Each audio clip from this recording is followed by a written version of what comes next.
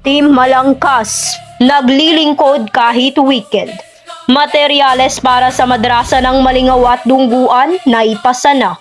Barangay Malingaw at Dungguan, Special Geographic Area SGA BARM, kahit araw ng pahinga, matagumpay na ipinamahagi ng Team Malangkas ang mga kagamitan para sa pagkukumpuni ng madrasa noong Hunyo 6, 2026. Kasama sa ibinigay na materyales ang tile, semento, traxis, round bar, balas, bakal at plywood upang magkaroon ng mas matibay, ligtas at maayos na pasilidad ang mga paaralan. Opisyal na tinanggap ang tulong ni Kapitan Norodin O. Dilangalen at kinikilalang pinuno ng komunidad na si Sir Abdul Jafar Gyalil mula sa Sitio Sulok, Dungguan.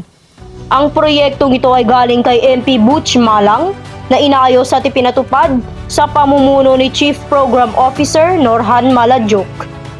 Ayon kay Sir Abdul Jafar Gyalil, lubos kaming nagpapasalamat kay MP Butch Malang, kay Chief Program Officer Norhan Maladjok at sa buong Team Malangkas.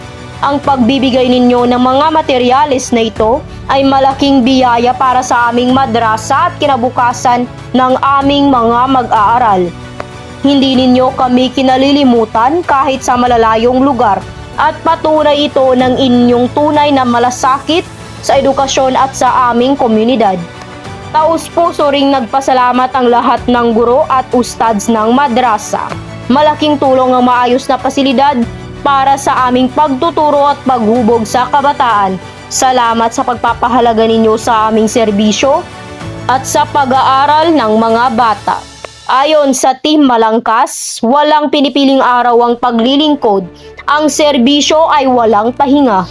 Inuuna natin ang kapakanan ng komunidad at kinabukasan ng kabataan anumang oras. Inaasahang sisimulan agad ang gawaing pagkukumpuni upang agad na mapakinabangan ng lahat ang mas maayos na pasilidad. Ang boses ni Leader of the Community, dating Kapitan Sir Abdul Jabbar Gyalil. Bismillahirrahmanirrahim. Assalamualaikum warahmatullahi ta'ala wabarakatuh. Magandang hapon na rin, brother. Kami po'y lubos na nagpapasalamat dahil dumating na rin yung tulong ng ating butihing MP, Sir Butch Malang, through sa kanyang program, Team Malangkas, pinangunahan po ni Sir Norhan Maladjok. Kami po'y lubos na nagpapasalamat dahil sa agarang aksyon. Talagang hindi namin inasahan na ganito kabilis ng action ng ating butihing MP. With the supervision of course ng ating Interim Chief Minister ng BARM, si Sir Abdul Makakua. Ngayon lang namin na naranasan o nalasap na ganito kabilis ang action na ibinibigay ng government officials natin. Sa kauna-unahang pagkakataon, sa tinagal-tagal naming nangarap na maisaayos itong mosque namin, ngayon lang tayo nagkaroon ng pagkakataon through our initiative na humingi tayo, nagpapakasakali sa awa ng Allah, alhamdulillah. Agad naman tinugon ng ating butihing MP, Sir Butch Malang, through sa kanyang program, Team Malangkas. Yun nga, pinangunahan ni Sir Norhan.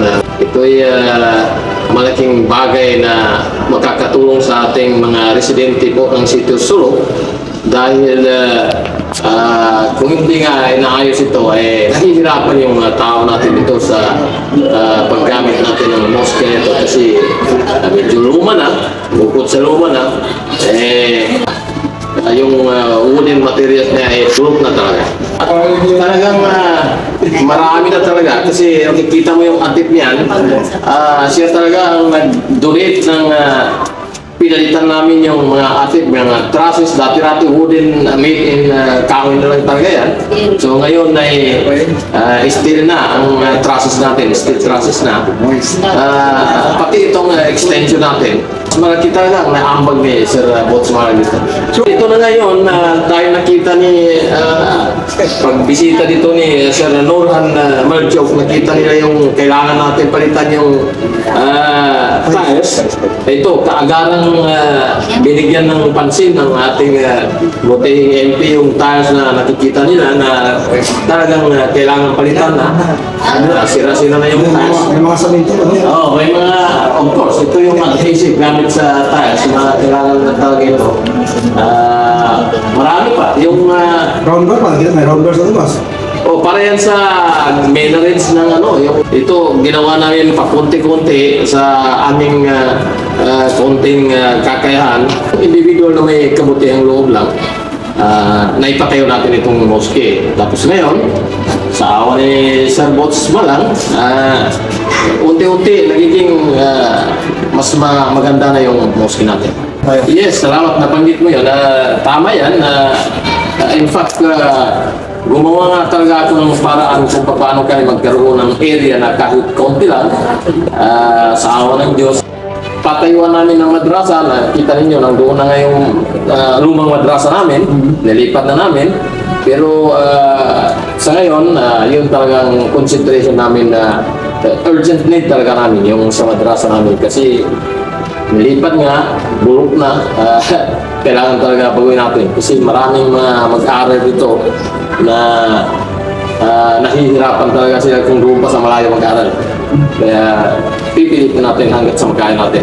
Yun sir, kasi nung napagdesisyonan namin na ilipat namin yung madrasa doon, nagbayanihan lang kami para ma-transfer yung madrasa building doon sa site na yun, na bagong site namin.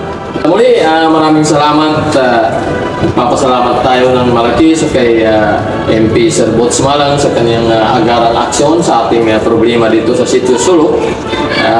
Of course, na rin sa pamumuno ng ating Interim Chief Minister ng BARM, si Sir Abdul Rauf Makakua, at lalong-lalo sa ating mahal na Allah na ginabayan tayo at ginawa ng paraan talaga na marinig ng ating mga opisyalis yung ating karaingan. Salamat ng marami, especially sa ating mga workers ng Team Balangkas. Pinangunahan po ni Sir Nurhan. Nagsubikap talaga na pumasok dito sa ating area para makita lang yung ating problema dito.